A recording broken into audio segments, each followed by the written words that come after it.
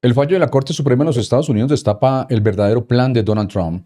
Atención a esto, el problema no es que los inmigrantes le roben el trabajo a los estadounidenses, el problema es que los estadounidenses le están robando el salario a los inmigrantes.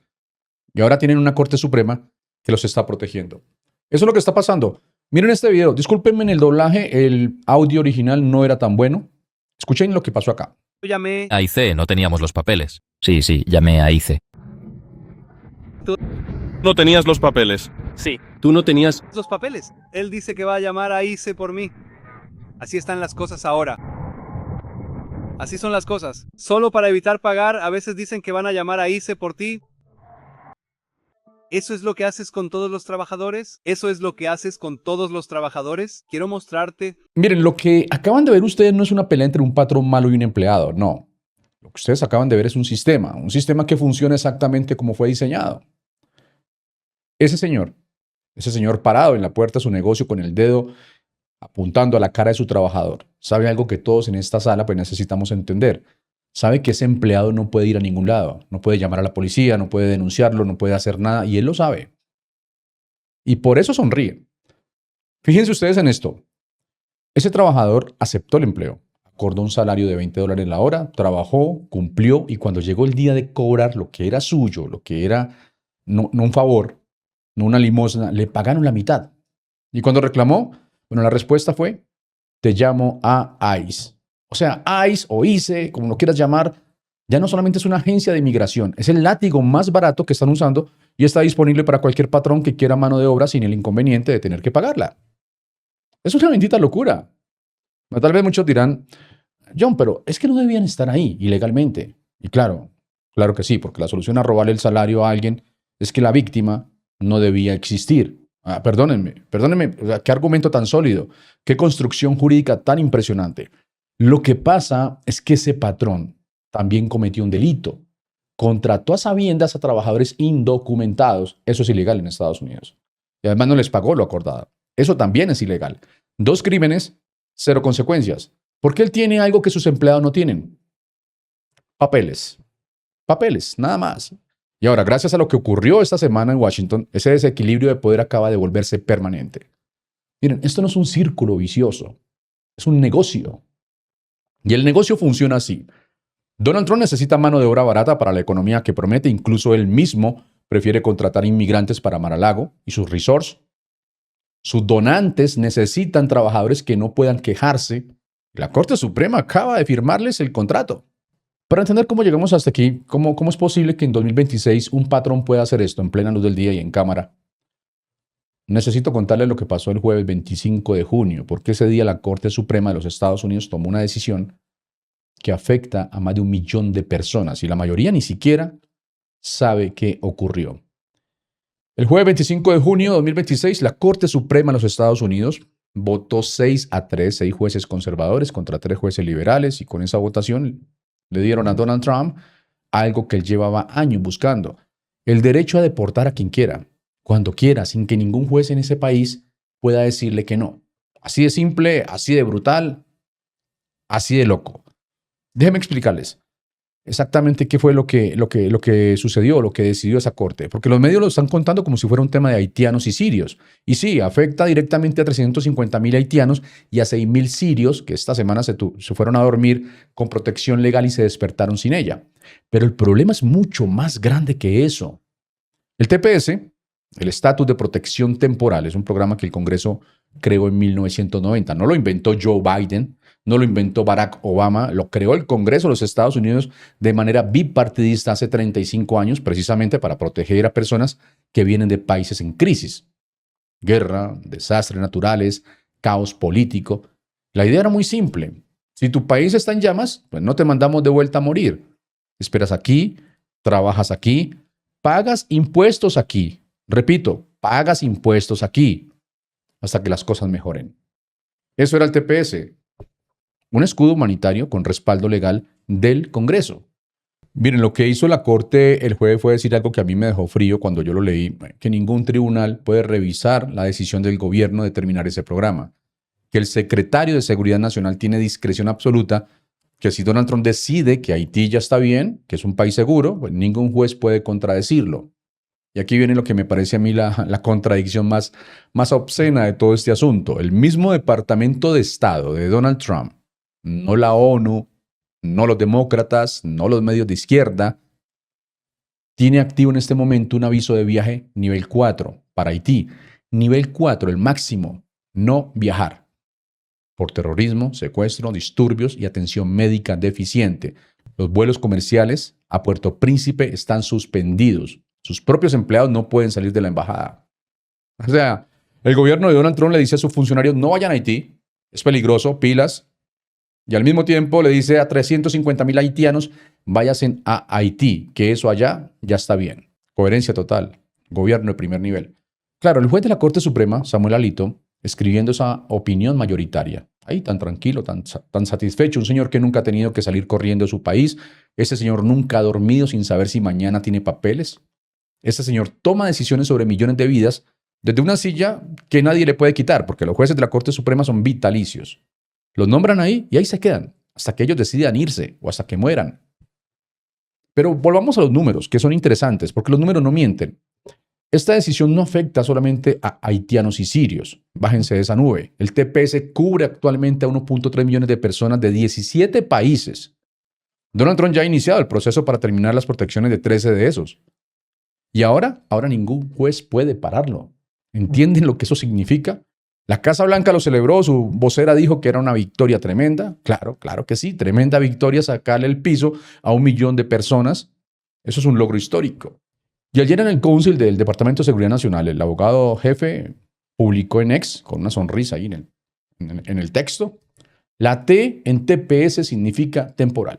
Como si eso fuera un chiste, como si eso fuera un argumento, como si temporal significara que puedes quitárselo a alguien de la noche a la mañana, mientras Haití sigue ardiendo. En los comentarios del último video, alguien me hizo una pregunta muy concreta, muy directa, muy legítima y quiero responderla ahora. Me preguntó, John, ¿se puede revertir esto? Les voy a decir la verdad, aunque duela. La respuesta corta es no fácilmente. La respuesta larga es la que necesitan escuchar, porque hay 3 caminos posibles y solamente uno de ellos depende de ustedes. Vamos por partes. El camino judicial, olvídenlo, y no lo digo con pesimismo, lo digo con matemáticas. La Corte Suprema acaba de decir explícitamente que los tribunales inferiores no pueden revisar las decisiones del gobierno sobre el TPS, y eso significa que cualquier demanda nueva que se presente va a chocar contra el mismo muro. 6 votos conservadores, 3 votos liberales. Esa mayoría no se mueve, no hay recurso pendiente, no hay segunda instancia. La puerta judicial no está cerrada con llave, está soldada. El camino legislativo. Bueno, aquí la respuesta es posible en teoría, inexistente en la práctica. Hoy el profesor Aylan Arulanathan de la Universidad de California en Los Ángeles, que fue uno de los abogados que representó a los inmigrantes sirios ante la Corte, lo dijo claramente después del fallo. El Congreso tiene el poder de actuar. El Congreso puede crear protecciones permanentes para los beneficiarios del TPS, puede legislar lo que la Corte acaba de destruir. Pero fíjense en esto. ¿Qué Congreso hay hoy? Un Congreso controlado por los republicanos de Donald Trump. El mismo partido que celebró el fallo como si fuera una victoria tremenda. El mismo partido donde un congresista, Tom Emmer, de Minnesota, dijo en público, sin ninguna vergüenza, que los somalíes que no se asimilan deberían irse al diablo de vuelta a donde vinieron. Un republicano, solamente uno, que yo vi por ahí en X, que se atrevió a disentir. Mike Lawler, de Nueva York, dijo que está en fuerte desacuerdo con terminar el TPS haitiano. Uno solo de 220 republicanos en la Cámara. Uno. O sea, eso no es una grieta en un partido, eso es una grieta en una pared de concreto. Entonces, judicialmente bloqueado, legislativamente paralizado. ¿Y entonces qué queda? Bueno, entonces llegamos al tercer camino. Y este sí depende de ustedes, depende de todos. El camino electoral. O sea, todo lo que estamos viendo tiene una fecha. Noviembre del 2026, las elecciones de mitad de término. No es coincidencia que esto esté ocurriendo ahora. Escúchenme bien. El TPS no se termina mañana para todos. Los procesos de deportación pues toman tiempo. Los permisos de trabajo tienen fechas de vencimiento escalonadas. Lo que Donald Trump está construyendo con el fallo de la Corte, con la retórica de Fox News, con los tweets de Stephen Miller, es un clima de miedo, miedo que paraliza a las comunidades inmigrantes justo antes de las elecciones. ¿Por qué? Porque una comunidad con miedo no organiza, no dona, no hace campaña, no arrastra a sus vecinos ciudadanos a votar. Y Donald Trump lo sabe. Y Stephen Miller, pues, lo sabe todavía más. Y la estrategia es exactamente esa. No necesitan deportar 1 millón de personas. Solamente necesitan que 1 millón de personas vivan con miedo de que eso pueda pasar. Amigos, esto es una jugada política. Una jugada tremenda. No es migración, es supresión electoral disfrazada de política de seguridad. Y mientras esa jugada se ejecuta en Washington, en los medios de derecha, algo estaba pasando al mismo tiempo. Algo que yo vi y que me revolvió el estómago, porque el fallo de la Corte no se quedó en los tribunales, bajó a la televisión, ya saben a dónde, a Fox News, bajó al Congreso, bajó a Twitter, o X como se llama ahora, y lo que encontré ahí me confirmó que esto no solamente es política migratoria, esto es odio con bastante presupuesto. El mismo día que la Corte Suprema firmaba ese fallo, 3 cosas pasaban simultáneamente en Estados Unidos. 3 cosas que no son coincidencia, que no son opiniones aisladas, que son el ecosistema completo del odio funcionando en tiempo real. Primero, Fox News. Jesse Waters, horario estelar, millones de espectadores. Waters abrió su programa con una descripción de Nueva York, bueno, que yo voy a repetir exactamente como la dijo, para que quede grabada. Dijo: la mitad de la ciudad está en Medicaid, el 20% vive de cupones de alimentos, el 70% no es blanco y el 40% no nació en Estados Unidos. Y cerró con esto: estamos yendo por un camino peligroso. A ver, Jesse Waters acaba de hacer aritmética racial en televisión nacional. Sin código, sin eufemismo, directo. El 70% no es blanco. Peligro. El 40% no nació aquí. Peligro. O sea, como si ser negro, ser latino, ser inmigrante fuera en sí mismo una amenaza. O sea, como si Nueva York fuera una ciudad enferma porque tiene demasiada gente que no se parece a Jesse Waters. Esto es una bendita locura. Segundo, el Congreso de los Estados Unidos, Tom Emmer, representante republicano de Minnesota, en un town hall transmitido por C-SPAN, dijo esto sobre los somalíes en su estado: estoy harto de ser siquiera un poco cuidadoso. Los somalíes no se asimilan, y si no se asimilan, entonces deberían irse al diablo de vuelta a donde vinieron. Un congresista de los Estados Unidos, elegido por el pueblo, pagado con impuestos públicos, incluyendo los impuestos de los inmigrantes somalíes que viven en Minnesota, diciéndole a una comunidad entera que se vaya al carajo, que se vayan al diablo. Díganle eso a una enfermera somalí que lleva 15 años trabajando en un hospital de Minneapolis, que crió a sus hijos en Minneapolis, que los crió ahí mismo, que paga sus impuestos, que habla inglés, que lleva a sus hijos a la escuela, que hace exactamente lo que se supone que hay que hacer. Y este señor le dice que se vaya al diablo porque no se asimila suficientemente rápido para su gusto. Miren, ¿qué les puedo decir? El racismo encontró su micrófono y lo tiene enchufado al Congreso. Tercero, este es muy conocido por todos, Stephen Miller.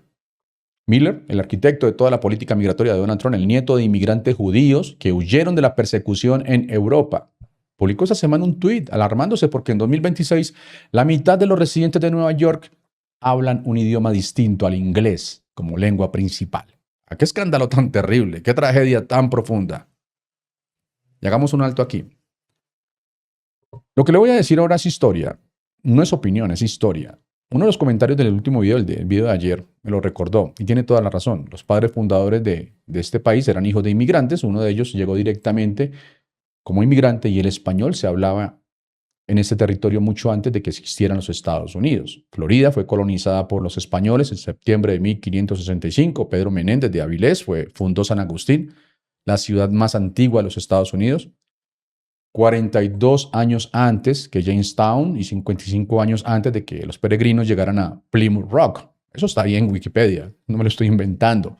En ese suelo se habló español durante más de 2 siglos antes de que naciera esta nación. Y el inglés que tanto preocupa a Stephen Miller, ¿saben cuándo se convirtió en idioma oficial de los Estados Unidos? Atención a la fecha. 1 de marzo del 2025. Por decreto de Donald Trump, por orden ejecutiva, porque durante los 249 años anteriores, desde 1776 hasta el 2025, Estados Unidos no tuvo idioma oficial. La constitución que Stephen Miller tanto venera no establece ningún idioma oficial. Miren, un datico para que se lo lleven ustedes. De hecho, cuando los padres fundadores la redactaron, o sea, la constitución, eligieron deliberadamente no incluir un idioma como idioma oficial y la imprimieron en holandés y en alemán para conseguir suficientes votos para ratificarla. O sea, recapitulemos. El español llegó a este suelo en 1565, los Estados Unidos nacieron en 1776, el inglés se convirtió en idioma oficial en 2025, por decreto de un presidente que lleva 2 años en el poder. Y Stephen Miller, con raíces judías, está alarmado porque en Nueva York se habla español. ¡Qué crisis civilizatoria tan profunda! Pero fíjense en algo bien importante. Esto no solamente es una ironía histórica, para uno contar aquí en un video.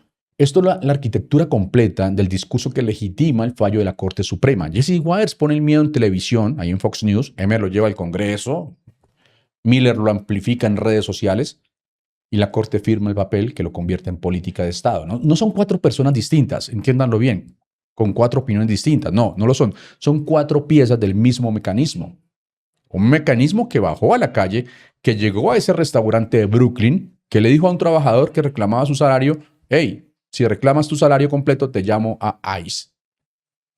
Y ese mecanismo ahora tiene algo que antes no tenía. Una Corte Suprema que lo respalda. Y una orden ejecutiva que les da el argumento que necesitaban. Hay algo que Jesse Waters no dijo, algo que Emmer tampoco mencionó, algo que Stephen Miller, prefiere que tal vez usted no sepa. Esos inmigrantes que tanto les molestan, los que no hablan inglés, los que no se asimilan suficientemente rápido, los que llegaron de países en crisis, aportan $5.900 millones a la economía de los Estados Unidos, pagan 1.600 millones en impuestos federales, estatales y locales. Trabajan en los hospitales, en las construcciones, en los restaurantes, en los campos, en los restaurantes, como el de Brooklyn. Y alguien me preguntó ayer, hey, ¿qué pasa con los colombianos, con los venezolanos? Pues porque esto no es un tema solamente de haitianos y de sirios, como lo dije al inicio. Colombia tiene TPS, o mejor dicho, Colombia tenía TPS. La administración de Donald Trump inició el proceso para terminar las protecciones de 13 de los 17 países designados. Colombia está en esa lista. Con el fallo del jueves, ningún juez puede parar ese proceso. Eso significa algo muy concreto. Si usted es colombiano, tiene TPS y está en este país, su situación jurídica esta semana cambió. Pero escúchenme bien, esto es importante, no es para generar pánico innecesario. El TPS no se termina de un día para otro, como si apagaran un interruptor. Hay fechas de vencimiento, hay procesos administrativos, hay permisos de trabajo que tienen vigencia hasta que expiren. Lo que cambió el jueves es que ya no hay un juez que pueda extender esas fechas mientras el caso se resuelve en los tribunales. Lo que antes era una batalla legal con posibilidades reales de ganar tiempo, ahora no lo es. Quiero traer a este video esto que pasó con Geoffrey Pipoli, uno de los abogados que representó a los haitianos ante la Corte Suprema. Él dijo algo que a mí se me quedó grabado. Dijo, muchas personas van a morir de muertes violentas e innecesarias. Y también dijo esto, quiero pedir disculpas y decir que hicimos todo lo posible.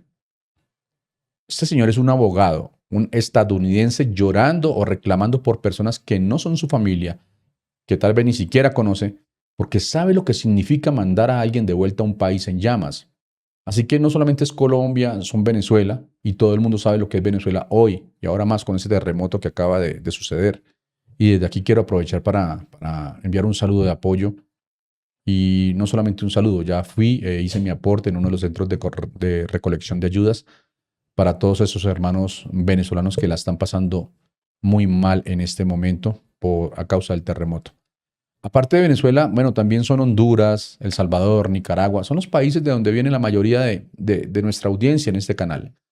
Comunidades enteras que construyeron su vida aquí, que tienen hijos nacidos en suelo estadounidense, que llevan años pagando impuestos sin poder votar, sin poder exigir nada, sin poder defenderse siquiera. Y ahora sin poder ni demandar al gobierno que los persigue. Hay algo que me parece fundamental decir y que Donald Trump y tal vez Stephen Miller y Waters y Emmer nunca van a decir. El inmigrante latino en los Estados Unidos no es una carga, es un motor. Según datos, del Departamento de Trabajo, los trabajadores latinos representan el 18% de la fuerza laboral estadounidense. En construcción, el sector que Donald Trump dice querer impulsar, son el 30%. En agricultura, más del 70%. En servicios de salud, millones de trabajadores de origen latino mantienen hospitales funcionando en comunidades que de otra manera no tendrían personal suficiente. Donald Trump quiere construir Estados Unidos y dejar por fuera a las personas que lo están construyendo. Escúchenme bien porque esto es lo que los medios tal vez no están conectando. Donald Trump no necesita deportar 1 millón de personas para ganar las elecciones de mitad de término en noviembre. No necesita vaciar ciudades, no necesita autobuses en cada esquina. Solo necesita que esas comunidades vivan con suficiente miedo como para no organizarse, para no donar, para no hacer campaña, para no arrastrar a sus vecinos ciudadanos a las urnas. Una comunidad con miedo no vota, una comunidad con miedo no organiza, una comunidad con miedo se queda en casa. Y eso para Donald Trump vale más que cualquier deportación. Y funciona así desde hace décadas. No lo inventó Donald Trump. Pero Trump, con su mente maquiavélica, lo perfeccionó. Tomas una minoría visible, la conviertes en amenaza, pones esa amenaza en Fox News todas las noches, la metes en el Congreso con la boca de Emmer, la amplías en Twitter con los tweets de Stephen Miller, y cuando llega noviembre, la mayoría blanca asustada vota en masa. La comunidad latina paralizada se queda en casa. Esa es la jugada. Así de simple, así de cínica. Pero aquí está lo que Donald Trump no calcula, o lo que calcula mal. Hay un momento en que el miedo se convierte en rabia. Y la rabia, mis amigos, mueve más votos que el miedo. Lo hemos visto. Lo vimos en 2018, cuando los demócratas recuperaron la Cámara. Lo vimos en 2020. Lo vimos cada vez que este hombre fue demasiado lejos y la gente dijo basta. Bueno, si te aguantaste todo este rollo y llegaste hasta aquí, bueno, creo que hay una palabra que puede definir todo esto. Respeto. Respeto por la vida. Respeto a las familias. Respeto por la libertad. Escríbela ahí. Si te nace otra, bueno, obvio, este canal es de ustedes. Fue un placer estar con ustedes. Bendiciones para todos. Un fuerte abrazo. Y mi saludo fraternal para todos los venezolanos. Nos vemos en el próximo video.